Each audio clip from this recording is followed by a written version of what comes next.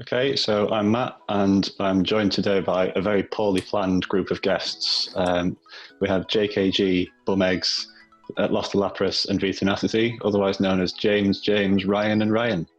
So this is going to be very confusing. How's everyone doing? All good? Good, man. Good. Yeah, good man. Good. There can be. Good. So we each picked a Pokemon to discuss, similar to last time. We're going to start off with LostALapras, Ryan, who is talking about Medicham. Do you want to tell us about Medicham? Yeah, I think what I like about Medicham is its move pool. Like, it gives you a good diversity in what it can cover. Like, it carries the Psychic to counter any poison types you've got, and it's got the Dynamic Punch for Bronzong. But I think you can't really run them two moves together, so you do have to choose what you want it to cover. I wouldn't build a team around it, but I think it's a great final pick to like cover the weaknesses in your team. I think any five I've built as like a team of five, it's always been able to come in with a certain move set to cover whatever weaknesses I had. Fair. So no love for Power Up Punch or Ice Punch in particular? You think it's got to build around Psychic? Or I think Ice Punch is necessary, and then you choose between Dynamic Punch and Psychic as to what you need to cover. But I think there is a case for Power Up Punch with, I think it's Psychic or Ice Punch. Yeah, I think PV Poke recommends Power Up Punch and Psychic, but I've not been able to figure out why. I think Ice Punch is the better bait move. I think the reasoning with Power Up Punch is that if you're giving up Dynamic Punch, you want to ramp up the counter damage. So, like, it's a way of getting the fighting damage without having that big fighting nuke move. I'm not sure it works, but I don't think it's enough.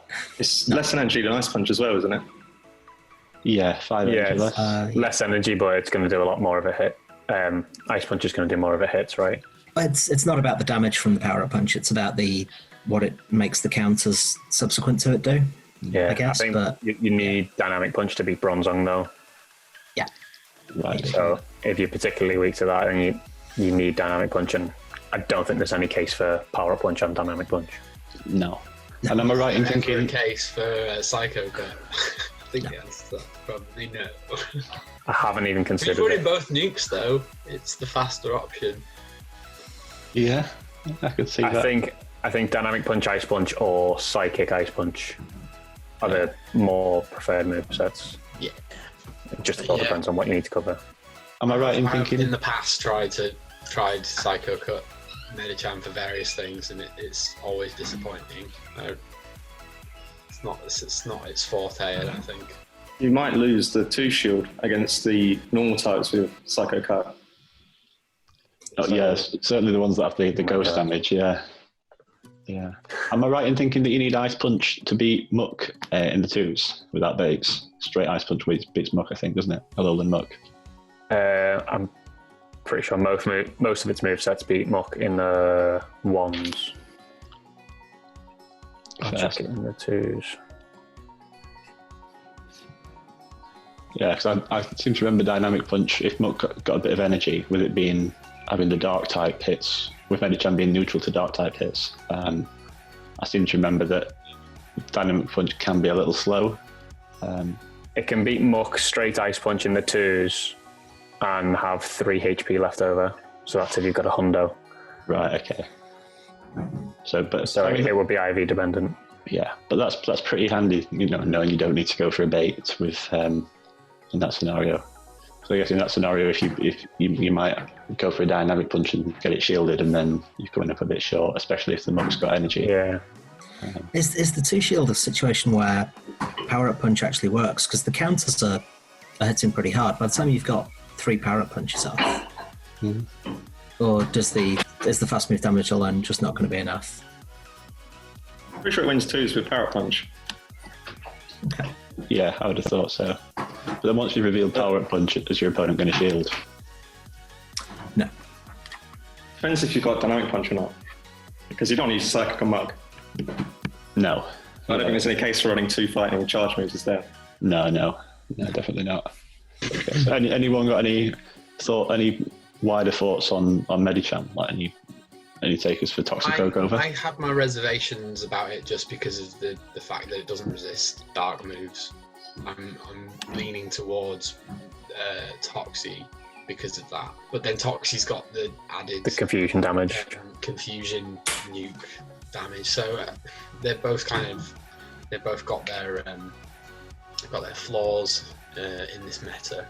It feels a lot like Rose did. Like the fighters are useful for some things, but they're also so fragile that like they can be a bit of a liability. Sure. We need Scrafty, but sadly not. Yeah, Scrafty would be lovely. Yeah, it'd be broken. If you look at the meta list on PB Folk, Medicham beats 17 it beats 17 and loses 9, which is the most out of anything I've seen so far, broadly speaking. So I feel like it's got a... Is that in twos, did you say? Or just broadly, like if it beats something in 2 shield scenarios, even shield scenarios, then I count that as a win for Medicham. Yeah.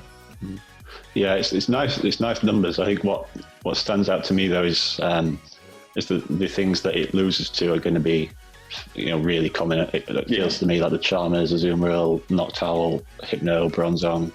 It feels like there's going to be 4 of those on a team, maybe.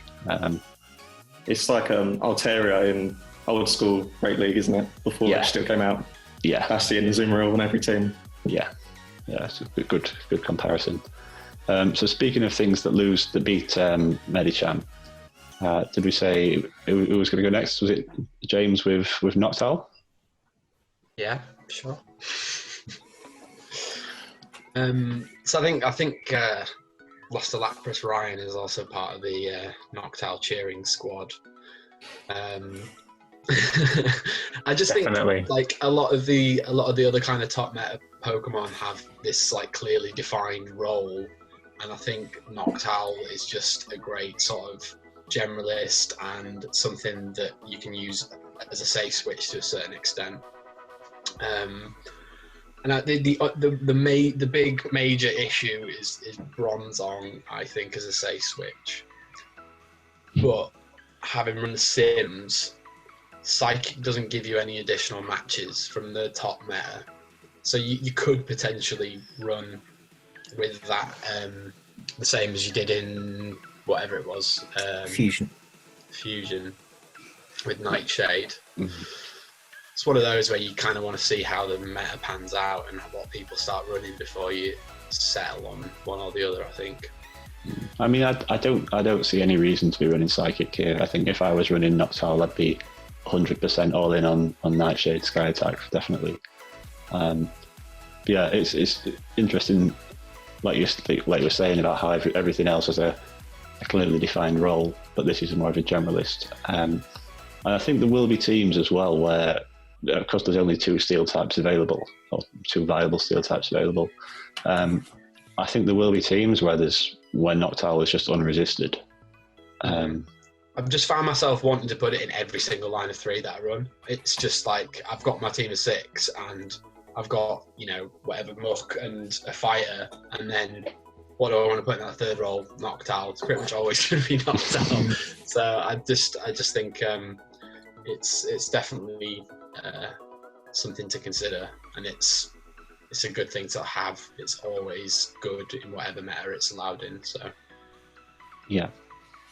And I think an important thing as well is that certainly people that played as far back as Fusion and Voyager will have had some practice with it as well, so you sort of feel a bit more comfortable with it, sort of what it can and can't tank. Obviously, when you don't have access to the Sims in the middle of a battle, so you can't decide what to shield and what not to based on that, but you sort of got a feel for how bulky it is, which is always handy.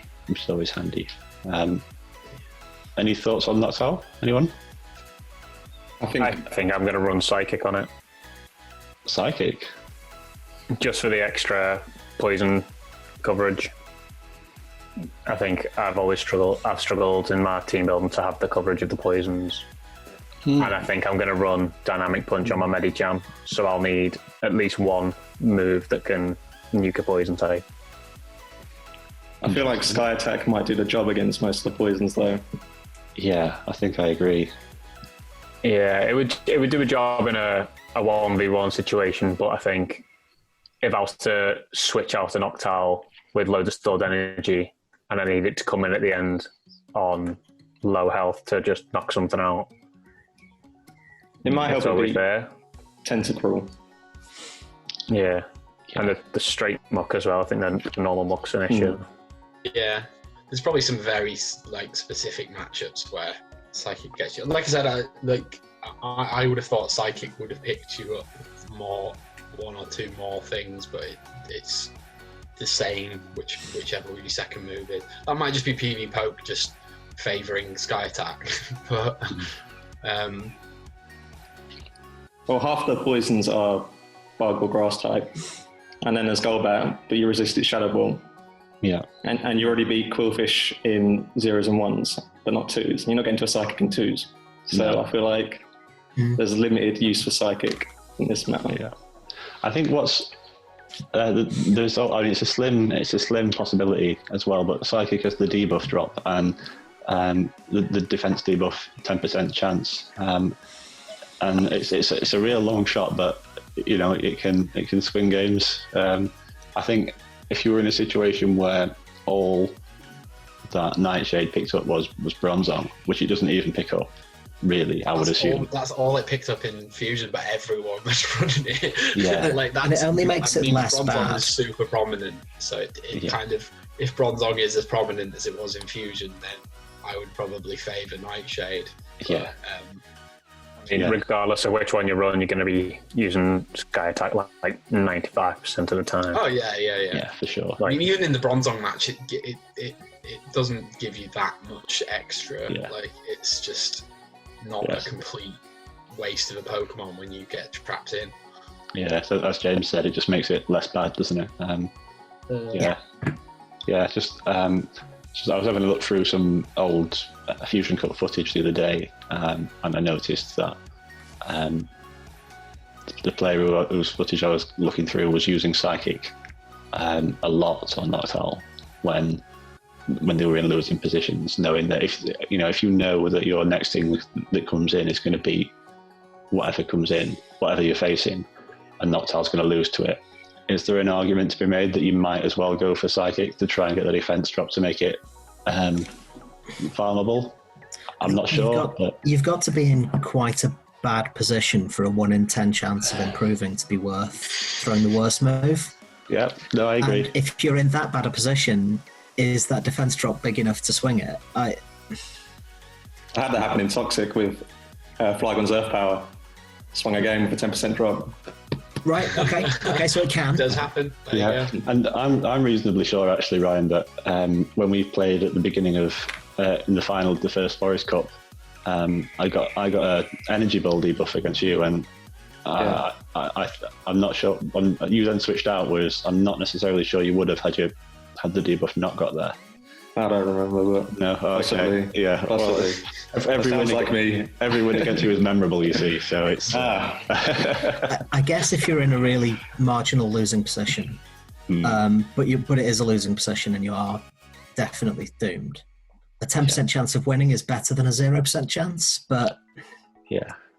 But it has to be such fine margins for it to matter. Yeah, that's true. Yeah. Well, let's move on then. It seems that we've exhausted the Noctowl options, the limited ones that are there. Now, JKG James has picked one of my favourite Pokemon to talk about. We've talked about this Pokemon a lot before. We have.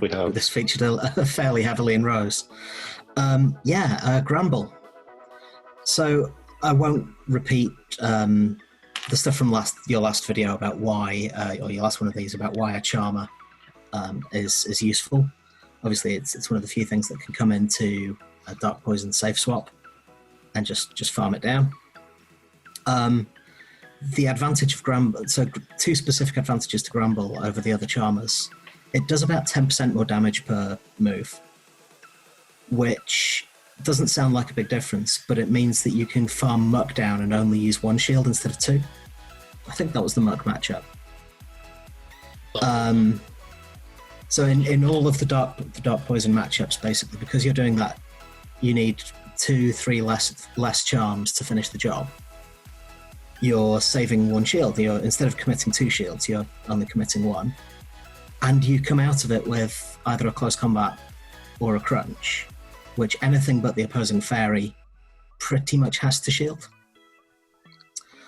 The other advantage doesn't like a close combat. No, exactly. And the opposing fairy, I mean, Wigglytuff's going to be a much more popular choice than Granbull, and possibly rightly so. I'm not disputing that having the normal type, the ghost resistance, is also really useful. But I just think it's worth that option. The other matchup that caught my eye was when you switch into a Poison Jab Skuntank and you farm it down. Wigglytuff comes out with like 50 energy and about a quarter of its health, and throws an Ice Beam or whatever, and then gets farmed down by something that doesn't care about Ice Beam. Granbull comes out with about 5 HP, throws a close combat or a crunch at something that probably does care, and then only it gives up 1 fast move of energy. Mm-hmm. So I think Wigglytuff, you're in danger of giving their Hypno or whatever a big energy lead, which could cost you the game quite easily. Yeah. Or Granbull's going to take 1 confusion and just fall over. Mm. So it may be that's actually the safer play. Yeah. So crunch and close combat, you spoke about as the charge moves. I can see crunch being useful because of the Hypno, the Bronzong resisting the charms. And then of course being super effective on Hypno. I wonder, given that the main use of it is, as you were saying, to use a shield against the dark poisons and then charm down to build up all the energy. It doesn't seem like there's a great deal that close combat hits here. Would you perhaps be better off with play rough over close combat? It would have been really good if I'd thought of that before we started recording, wouldn't it? Yeah, maybe. Yeah, quite possibly. I mean, right, because fairy doesn't resist fairy, right? And none of the steals will enjoy crunch, so yeah, sure. So there's options there as well. If Sand Slash is going to be a big thing, then close combat obviously one shots that. I haven't checked the Sims. I think it's a fair assumption to make, isn't it? Seems fairly safe. I hope Sand Slash isn't a thing, because Sand Slash goes into the same category as Bronzong as being a problem for Noctowl. Yeah, true. Pokemon don't resist flying, so yeah. Play rough could well be. It's 60 energy, so you might suffer from charm being from the increased charm damage being a bit too good. You might not actually have 60 energy. Yeah, I guess it's the sort of thing where you need to sort of use it to figure out what's worthwhile, because if you regularly get into 90 energy, that's 2 close combats. Also. But it's not two play roughs. If you're only getting to 60 or 65 energy, probably better off with play rough, I would have thought. But yeah, it's one of those things where you can practice. Once you use it and practice with it, you'll sort of figure out anecdotally what sort of levels of energy you'll hit. And the performance is going to be a little bit player dependent, because how quickly did you manage to switch it into that dark poison? Are you actually saving that second shield? If you let 2-3 snarls go by, I think if you let 3 snarls go by, you're never going to save that second shield. No, I wouldn't have thought so. But if you switch in during the second, maybe. So it's going to be quite player dependent, and I think practicing with it before deciding is absolutely key. Yeah. Cool. Any other thoughts on Granbull? Anyone? I haven't even considered it. That's fair. Me neither. No, and I think the fact that Weekly best fairy. Yeah, I think the fact that I haven't considered it says any excuse to try and squeeze Granbull into a team. However, if it turns out that the ghosty normals, as I like to call them, the normals of Lick and Shadowclaw, if it turns out that they're not particularly high in usage, it might be I think certainly if the ghost and normal types weren't there, I'd certainly be more inclined to favour Granbull over Wigglytuff. But I think Munchlax looks good. Linoon looks good. And then there's always someone running a Haunter, isn't there? So, you know. But a Sludge Bomb Haunter is just as threatening to any of the fairies, right? I mean, Well, I don't think it can beat Wigglytuff in 2 shields, even with baits. I think the charm still goes through it. it doesn't beat any of the Charmers in 2s. No, yeah, fair enough. So Yeah, fair enough. even going straight Shadow Punch and then Sludge Bomb, if you're going to run Shadow Punch, Sludge Bomb, which I guess if you're going to run Haunter in this, you could run anything. Yeah, I feel like you'd have to run Sludge Bomb if you're running Haunter in this. Yeah. Personally. But there we go. Granbull is the only Charmer that can beat Skuntank in 1 shield. Because that increased damage. Right. Is that going straight charm? Stable energy. Nice. I'm guessing Only take 1 crunch. 5 to 10 HP left. Yeah, it's very tight. Yeah, but that's kind of a virtue because you don't get farmed. As long as you don't die before you manage to throw. Yeah. So when I sort of saw that charm was going to be a big thing in this, I didn't initially jump to this, but I recently did a draft game of Nightmare Cup in which I used Gothitelle with charm. And so I looked at that because I thought, with it being a psychic type charmer, I know it loses the stab. With it being a psychic type charmer, it resists confusions from Hypno. So I thought that might be a bit safer versus Hypno, but it's just not. If anyone out there's had thoughts of charm Gothitelle, don't do it.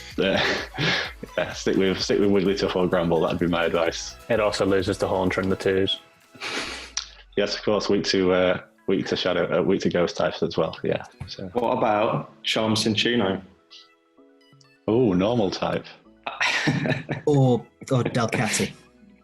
Oh yeah, of course. Delcatty with the newly buffed Wild Charge. Yeah. Play Rough Wild Charge.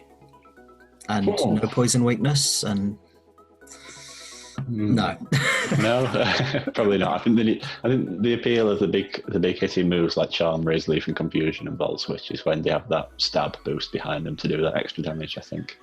I just feel in general like the Charmers aren't as threatening as they were in Rose because there's so much more poison about. I think like it feels less like you're going to have a Wigglytuff on every single team, and even if you do, you can kind of handle it in one way or another.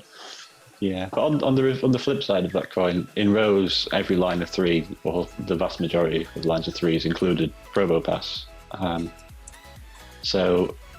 And I think in here you're going to have very few Steel types and very few, or certainly fewer pure poison types than dark poisons. So yes, there's perhaps less that it's going to hit super effectively, but there's also less to hit it super effectively. So I don't know. I feel like Noctowl might push the Steel types up though, and as a result, the fairies won't be as good. Yeah, because I had a look at building a team without a Steel type, and then I sort of thought Noctowl would be a serious issue. So yeah, I think that could be a good point. Yeah, Noctowl in the shadows making trouble for the fairies, perhaps. Everyone's forgetting about Aluminum Ninetales. I've got no point in there. Just see what charm we haven't mentioned yet. No, fair enough. Well, I guess as I found out the hard way in Fusion Cup versus yourself, the Alolan Ninetales versus Alolan Sandslash match isn't quite as Steel type friendly as you might hope. So there's certainly if Sandslash becomes the Steel type of choice for one reason or another. Ninetales has good coverage with Psyshock. The poison. Yeah. So something. That's true. So yeah, enough trauma talk. Ryan, Bronzong. Yes, Bronzong. We love Bronzong, don't we? We do. I just think it's a really good partner for Azumarill because the only mutual counters they have are Linoon and I think it was Licky Licky. Yeah. So as long as your opponent doesn't have either of those, you can use Bronzong as a bodyguard for Azumarill. And nothing resists both Psyshock and Bulldoze as far as I know. No, nothing that I could think of. What about, I guess Hypno runs them both close. Yeah, Azumarill just gets away with Hypno in 0s and 2s. Sure. Especially now the Shadow Hypno is not a thing in this. Yeah. Rest in peace. Yeah. And so what movesets you think in Psyshock and Bulldoze? Because then you've got the Bulldoze for the dark poisons, yeah? They to beat Skuntank in 0s and 1s. Wow. Mm-hmm. I think that might be with a bait. Right. Well, it's more than Muck's got, isn't it? It's more than Hypno's got, sorry, isn't it? Yeah, because I guess Skuntank's going for poison blast move damage, isn't it? So makes sense. Yeah. So I guess you're specifically looking at it there as an Azu partner rather than a dedicated steel type or rather than trying to shoehorn it into a role of confusion user or sort of charm. I mean, to some extent, Azumarill can handle Noctowl, so you don't really need Bronzong for that. But that helps as well, because Noctowls can be very popular. Yeah, for sure. Yeah, if you've got... it's one of those ones where as we were talking about Noctowl earlier, sort of not fitting into that pigeonhole of having many weaknesses, but on the other side of that coin, if it's not got anything if there's not much around that it's good against, your opponent might not have reason to run it, and so having Bronzong there over the Hypno, I'm assuming you possibly wouldn't run Bronzong and Hypno together, perhaps. Probably not. No. So yeah, having Bronzong there as the confusion user might give your opponent a bit more of a tougher time to run Noctowl. I can see myself being too afraid to use any confusion user, even if I bring it to my Honor 6, just because there's so much dark about. Yeah, I feel similar, actually. Yeah, that was my first thought on Hypno. I thought there's too much dark, but I think you do need one at least as bench pressure. Yeah, and I think it's similar to what we saw. I think it was Leo in the last episode said about Toxicroak, where yes, there's a lot that beats it, but even back in Voyager, you still saw it. You still saw it there because its merits sort of are still there, regardless of the fact that it loses. But yeah, I think if it turns out that everyone's running Alolan Muck and some people are running Alolan Muck and Skuntank, bringing a confusion user could be very dangerous. But I hadn't thought about Bronzong as a partner to Azumarill, actually. So that's interesting you bring that up. Anyone else? Any thoughts on Bronzong? I guess it's just what you prefer between that and Hypno, really. Yeah, I mean, my first thought was Hypno, personally. I feel like Hypno's a better, or certainly a good partner for Alolan Muck. I guess from the sims I'd been looking at, I'd considered Hypno a counter to Bronzong, if not only a narrow one. So I guess it's like, how in GBL people switch Registeel into Azumarill and Azumarill into Registeel. Mm-hmm. You see sort of Hypno and Bronzong having that sort of relationship, really, can't you? It depends on which mindset you want to go into it with. Bronzong. I do think it's good for the extra Noctowl and Skuntank pickups, though. That's certainly a good case. And another thing I thought about was you don't necessarily know what the Azumarill's moveset's going to be on the opponent's team. If the Azumarill drops Hydro Pump, it's going to have a real tough time beating Bronzong, isn't it, with Ice Beam and Play Rough. Whereas that'd give it more resistances that Hypno doesn't have. Certainly something to look into. And then the pick that I was wanting to talk about today was Piloswine. So I'd initially looked at Kangaskhan with Mudslap to beat the to beat the dark poisons, because as we were talking about, there's a lot of things that beat the fighting types. So I'd looked at a Mudslap user to try and beat those. And Kangaskhan being normal type and resisting the ghosts, I thought that was going to be good. Did a practice tournament yesterday. I found it very difficult to bring. And again, with Noctowl being there, if you get Kangaskhan stuck in against Noctowl, which I did, it's game over, really. You can't do anything to the Noctowl. So Kangaskhan's off the menu for me, so I was looking at other ground types, and Piloswine I thought was interesting because it with the Powder Snow, Avalanche, and Bulldoze. First of all, you've got the ice coverage that'll beat Noctowl, or take on Noctowl certainly. And I think that one's an energy dependent matchup, just because Noctowl's so bulky and Piloswine's fairly frail. And not actually resisting flying. Yes, yeah, it doesn't. Yeah, it's always my issue with ice types. Yes, yeah, they don't have many resistances. In fact, they only resist ice, don't they? Yeah, that's right.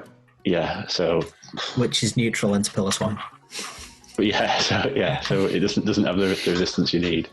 But then also, the Alolan Muck mashup is deceptively good for Piloswine as well, because it's the ground typing. Alolan Muck can't go for the Sludge Wave nuke because it'll be resisted, and you get to your Bulldoze, your third Bulldoze will knock out the Muck, whereas the Muck's third Dark Pulse won't knock out Piloswine. So you get to the Bulldoze at the same time as Dark Pulse? No, I believe Dark Pulse comes faster, but you survive the third Dark Pulse, whereas they don't survive the third Bulldoze, or indeed the second if you're choosing to shield once or twice. And then it's also got the ground coverage for Bronzong, which Ryan was talking about the merits of in there. The steel type there over Hypno. So so it's an interesting pick, but personally I can't see myself using it, but it's certainly an option to consider. Any thoughts? It's always close to being viable, isn't it? In almost every meta where it's eligible, it's nearly good enough. It has all the pieces except for the fact that it doesn't resist anything. It's just everything super effective against it. It's got an amazing moveset. It's got pretty good bulk. But then it's just you touch it and it falls over. Yeah. I think Frostlass would be the better ice type if you were bringing it for its ice effectiveness. You just lose out on the Muck matchup. Yeah. The one thing Frostlass has got going for it is the resistance to normal, and what was the other thing? The resistance to fighting. Yeah, fighting's the bigger one, because the normal types here are using Ghost moves. Yeah, you'll just get fighting. Yeah. I think that's why it's so high. I love Frostlass, don't get me wrong, but it's like any ice type, they're kind of always a bit risky to play with because they're quite fragile. Sure. Doesn't something like Ice Shard Glalie pick up the Dark Poisons in twos? It certainly picks up Muck. Yeah, I had a look at that Ice Shard Glalie with Avalanche, and I can't explain why. But no, I didn't get it either. I looked at it and went, oh, okay. Obviously, it doesn't enjoy a flamethrower from Skuntank, but no, and it doesn't have the subtyping. It's deceptively bulky though. Frostlass beats Muck in the twos anyway. Frostlass beats Muck as well. It does in twos, yeah. Well, so does Piloswine. Yeah, but you can't give up any snarls to Muck if you're running Frostlass. You can't switch Frostlass into Muck, I don't think. Right. But you can switch Piloswine into Muck. I see them as very different roles. It's weird because ice is one of the allowed type-ins here, but I don't necessarily think ice itself has a role. I think ice just happens to be a subtyping that allows things like Frostlass, the ground, or the ghost, or the steel of Sunslash. Yeah. It's the ugly stepchild of the meta. Yes.